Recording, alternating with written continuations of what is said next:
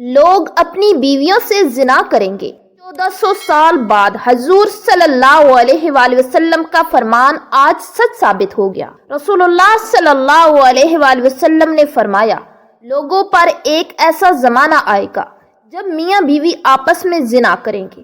صحابہ نے پوچھا، یا رسول اللہ صلی اللہ علیہ وآلہ وسلم، کیا ایسا ممکن ہے کہ مرد اپنی بیوی سے زنا کرے اور بیوی اپنے شوہر سے؟ پھر حضور صلی اللہ علیہ وآلہ وسلم نے فرمایا، بسم اللہ الرحمن الرحیم، معاشرے کی پاکیزگی کی حفاظت کرنا، ہر مسلمان کی عزت نفس اور روح کی طہارت باقی رکھنا، عورت سے نسب کے لوگوں کو ملاوٹ کی غلاظت سے محفوظ کرنا زنا کے حرام ہونے کی حکمت ہے۔ عبرانی کی ایک صحیح روایت ہے کہ ابو العاص نبی صلی اللہ علیہ وآلہ وسلم سے روایت کرتے ہیں کہ آپ صلی اللہ علیہ وآلہ وسلم نے فرمایا، روزانہ آدھی رات کے وقت آسمان کے دروازے کھول دیے جاتے ہیں اور ایک پکارنے والا فرشتہ پکارتا ہے کہ ہے کوئی دعا کرنے والا جس کی دعا قبول کی جائے، ہے کوئی سوال کرنے والا جس کا سوال پورا کیا جائے، کوئی مصیبت زدہ جو دعا کرے اور اس کی مصیبت دور کر دی جائے۔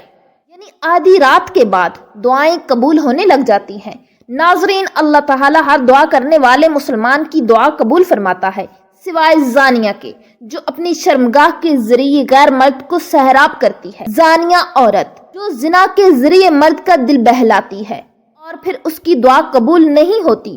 زنا کرنے والے لوگ خود اپنے آپ کو اللہ کے عذاب کا مستحق بنا لیتے ہیں۔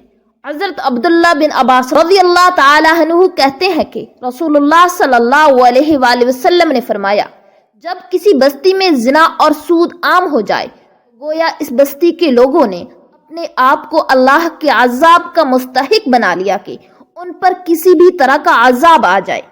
اسی طرح زانی کو دنیا میں بھی اللہ کی طرف سے سزا مل کر رہتی ہے، یعنی یہ ایک ایسا جرم ہے کہ جس کی سزا دنیا میں بھی ملتی ہے۔ حضرت انس کہتے ہیں، رسول اللہ صلی اللہ علیہ وآلہ وسلم نے فرمایا، دو گناہ ایسے ہیں جن کی سزا میں جلدی کی جاتی ہے اور دنیا ہی میں دے دی جاتی ہے۔ نمبر 1 زنا، نمبر 2 والدین کی نافرمانی کرنے والا، ماں باپ کی بات نہ ماننا، اور اب یہ کہ جو شخص ایسی بیماریوں میں مبتلا ہو جاتا ہے، یعنی زنا جیسی بیماری میں مبتلا ہو جاتا ہے، تو پھر اس کا ایمان کیسے رخصت ہوتا ہے کہ اس گناہ کو چھپانے کے لیے جھوٹ پہ جھوٹ بولتا چلا جاتا ہے، ایک نہیں کئی جھوٹ بولتا ہے۔ اور جب کوئی انسان جھوٹ بولتا ہے تو اس کے منہ کی بدبو سے فرشتہ اس سے کئی میل دور چلا جاتا ہے، اس انسان سے اللہ تعالیٰ کی حفاظت ہٹ جاتی ہے اور وہ شخص ذلیل ہو کر رہتا ہے۔ دنیا میں بھی انسان پر طرح طرح کی بیماریاں اور طرح طرح کی مصیبتیں نازل ہوتی ہیں۔ پھر بڑھاپے کی عمر میں زنا کرنا اللہ کے غضب اور غصے کو بھڑکاتا ہے۔ پھر اسی طرح جس بستی میں زنا عام ہو جائے وہاں موتیں بہت ہونے لگتی ہیں، موت کی کثرت ہو جاتی ہے، قتل کی کثرت ہو جاتی ہے۔ پھر اسی طرح کسی بھی غیر حاضر شخص کی بیوی سے زنا کرنے والے شخص پر اللہ تعالیٰ قیامت کے روز ایک سام مسلط کر دیں گے۔ مذہبی کتب میں قیامت کے آنے سے پہلے بہت ساری علامات کا تذکرہ کیا گیا ہے۔ قیامت کی علامات میں سے سب سے پہلی علامت حضرت محمد صلی اللہ علیہ وآلہ وسلم کی دنیا میں تشریف آوری اور آپ کی وفات ہے۔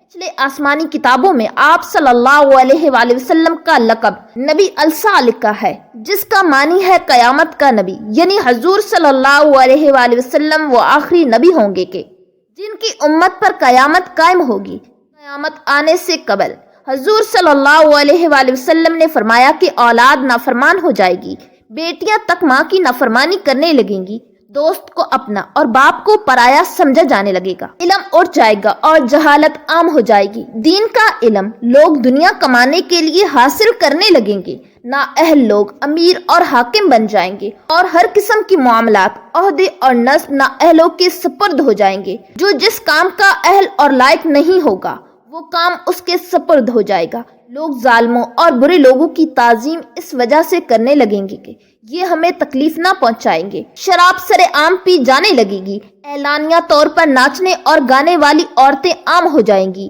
گانے بجانے کا سامان اور آلات موسیقی بھی عام ہو جائیں گے۔ لوگ امت کے پہلے بزرگوں کو برا بھلا کہنے لگیں گے، جھوٹ پھیل جائے گا اور جھوٹ بولنا کمال سمجھا جانے لگے گا۔ امیر اور حاکم ملک کی دولت کو ذاتی ملکیت سمجھنے لگیں گے، امانت میں خیانت شروع ہو جانے لگے گی، امانت کے طور پر رکھوائی جانے والی چیزوں کو لوگ ذاتی دولت سمجھنے لگیں گے، نیک لوگوں کی بجائے غلط کار قسم کے لوگ اپنے اپنے قبیلے اور علاقے کے سردار بن جائیں گے، شرم و حیا بالکل ختم ہو جائے گی۔ ابھی موجودہ زمانے میں آپ خود دیکھیں گے یہ سب علامتیں پوری طرح موجود ہیں۔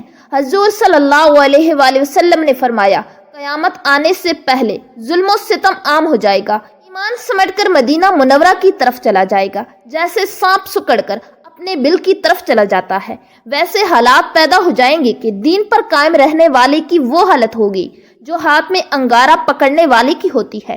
زکوٰۃ کو لوگ تابان سمجھنے لگیں گے، مال غنیمت کو اپنا مال سمجھا جانے لگے گا، ماں کی نافرمانی اور بیوی کی فرما برداری شروع ہو جائے گی، عورتیں زیادہ اور مرد کم ہو جائیں گے، یہاں تک کہ ایک مرد 50 عورتوں کا نگران ہوگا، زناکاری اور بدکاری عام ہو جائے گی، حتیٰ کہ حضور صلی اللہ علیہ وآلہ وسلم نے فرمایا کہ قیامت کے قریب زمانے میں لوگ اپنی بیویوں کے ساتھ زنا کریں گے۔ بلکہ جب ہم نے یہ حدیث پاک پڑھی کہ لوگ اپنی بیویوں کے ساتھ زنا کریں گے تو ہمیں اس بات کی سمجھ نہیں آئی، تو ہم نے اپنے استاد سے پوچھا کہ استاد جی اس کا کیا مطلب ہے کہ لوگ اپنی ہی بیوی سے زنا کریں گے؟ تو انہوں نے فرمایا کہ ہاں، اس کی کئی صورتیں ہیں۔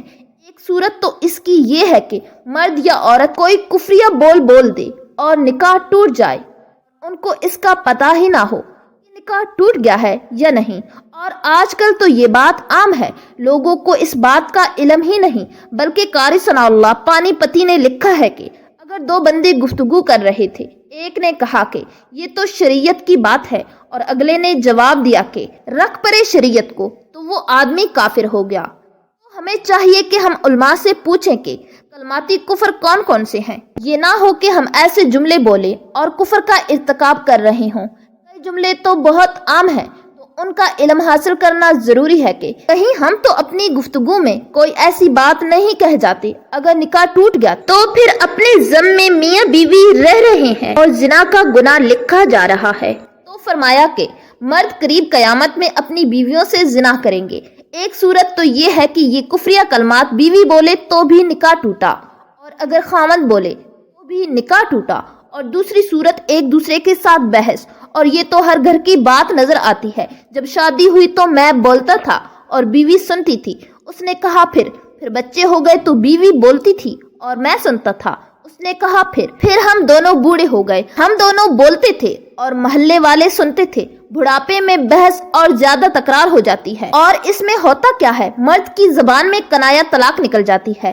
کنایا کہتے ہیں کہ لفظ تو طلاق والا نہیں بولا، لیکن بات ایسی کر دی کہ مفہوم طلاق والا نکلتا ہے، اس کو کنائے میں طلاق کہتے ہیں۔ یہ گناہ بہت زیادہ ہے، غصے میں کہہ دیتے ہیں کہ چلی جا، مجھے تیری کوئی ضرورت نہیں آج کے بعد۔ اس قسم کے الفاظ جس کا نتیجہ یہ نکلے کہ تو میری بیوی نہیں ہے۔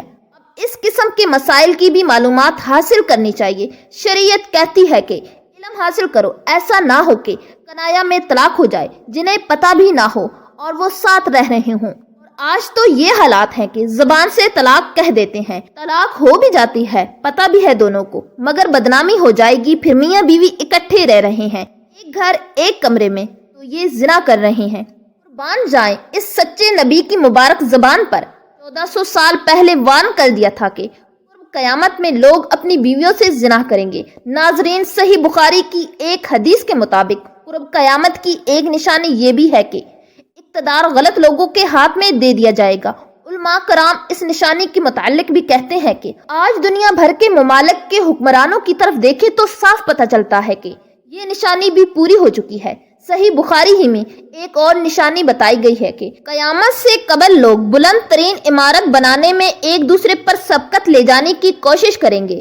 آج ہم دیکھتے ہیں کہ وہی دور شروع ہو چکا ہے، دنیا بھر میں بلند و بالا عمارتیں کھڑی ہو چکی ہیں، اور جس ملک میں سب سے بلند ترین عمارت موجود ہو وہاں کے حکمران اور شہری اسے فخر کا سبب گردانتے ہیں۔ اور ان جیسی دیگر کئی نشانیوں کے متعلق بھی علماء کا کہنا ہے کہ وہ پوری ہو چکی ہیں، اور اب امام مہدی کا ظہور اور قیامت قریب تر آ چکے ہیں۔ اللہ کے رسول صلی اللہ علیہ وآلہ وسلم نے قیامت کی نشانی بتلاتے ہوئے فرمایا کہ اونٹوں اور بکریوں کے چرواہے جو برہنہ بدن اور ننگے پاؤں ہوں گے وہ ایک دوسرے سے مقابلہ کرتے ہوئے لمبی لمبی عمارتیں بنوائیں گے اور فخر کریں گے۔ ریاض شہر میں عمارتوں کا یہ مقابلہ آج اپنے عروج پر پہنچ گیا۔ دبئی میں برج خلیفہ کی عمارت دنیا کی سب سے اونچی عمارت بن گئی، تو ساتھ ہی شہزادہ ولید بن طلال نے جدہ میں اس سے بھی بڑی عمارت بنانے کا اعلان کر دیا ہے، جو دھڑا دھڑ بنتی چلی جا رہی ہے۔ عرب کی عمارت سارے جہاں سے اونچی ہو چکی ہے۔ عرض کرنے کا مقصد صرف یہ ہے کہ پیارے رسول صلی اللہ علیہ وآلہ وسلم نے جو فرمایا وہ پورا ہو چکا ہے اور پیشن گوئی پوری ہو گئی ہے، اپنے نقطہ کمال کو پہنچ چکی ہے۔ عرب کا سب سے زیادہ تیل خریداری کرنے والے امریکہ نے صدام کو ختم کر کے تیل کی دولت سے سیراب ملک عراق کی کنویں پر قبضہ جما لیا ہے اور لاکھوں بیرل مفت وصول کر رہا ہے۔ تو پھر تیل کی گرتی مانگ نے تیل کی قیمتوں کو نچلی سطح پر پہنچا دیا، جس سے عرب ممالک کا سنہری دور خاتمے کے قریب ہے۔ سوال پیدا ہوتا ہے، اس سوال کے بعد کیا ہوگا؟ اللہ کے رسول صلی اللہ علیہ وآلہ وسلم کی ایک اور حدیث ہے کہ قیامت سے پہلے سرزمین عرب دوبارہ سرسبز ہو جائے گی۔ سعودی عرب اور امارات میں بارشیں شروع ہو چکی ہیں، مکہ اور جدہ میں سیلاب آ چکے ہیں۔ عرب سرزمین جسے پہلے ہی جدید ٹیکنالوجی کا کام ملا کر سرسبز بنانے کی کوشش کی گئی، وہ قدرتی موسم کی وجہ سے بھی سرسبز بنتی جا رہی ہے۔ سعودی عرب گندم میں پہلے ہی خود کفیل ہو چکا ہے، اب وہاں خشک پہاڑوں پر بارشوں کی وجہ سے سبزہ اگنا شروع ہو چکا ہے، پہاڑ سرسبز ہونا شروع ہو گئے ہیں۔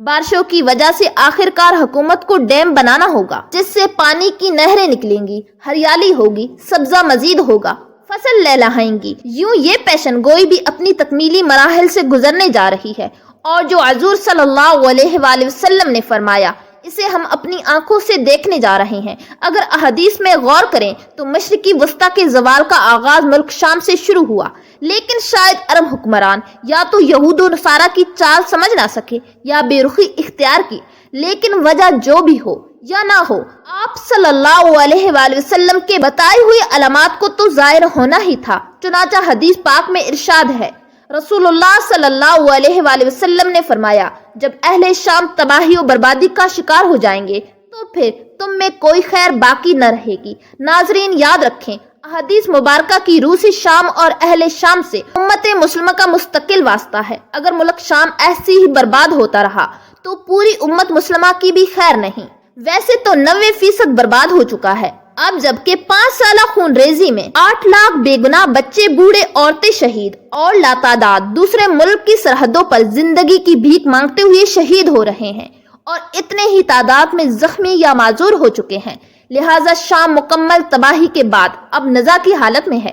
اس حدیث کے حساب سے عرب ممالک کی سنہری دور کے خاتمے کی ایک اہم وجہ ملک شام کی موجودہ حالات ہیں۔ مشرقی وسطی کے حالات کو، خصوصاً مسلمان اور ساری زندگی کے حالات کو دیکھتے ہوئے صاف نظر آتا ہے کہ دنیا ہولناکیوں کی جانب بڑھ رہی ہے۔ اللہ سبحانہ وتعالی سے دعا ہے کہ ہمیں ہر پرفتن دور میں ایمان پر قائم رہنے کی توفیق عطا فرمائے، آمین یا رب العالمین۔ ناظرین کامنٹ سیکشن میں آمین لکھنا مت بھولیے گا۔ جزاک اللہ خیرن۔